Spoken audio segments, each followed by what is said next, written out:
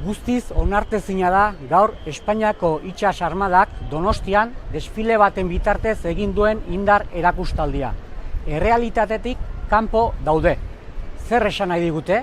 Beraiek agintzen dutela, beraien menpeko garela, benetako demokrazian eta burujabetzan sinisten dugunontzat erabateko mingarria eta iraingarria izan da.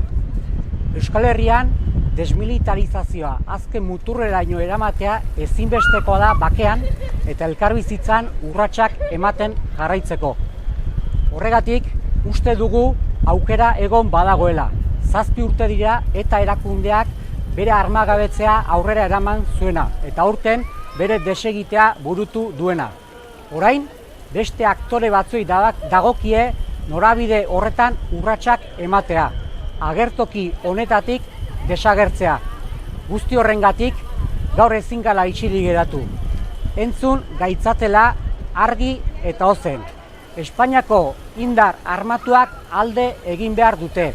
Herri honek bere etorkizuna erabakitzeko momentua duen honetan, Espainiako indar eta Frantziako indar armatuen inposaketarik ez dugu onartuko. Utzi gaitzetela bakean.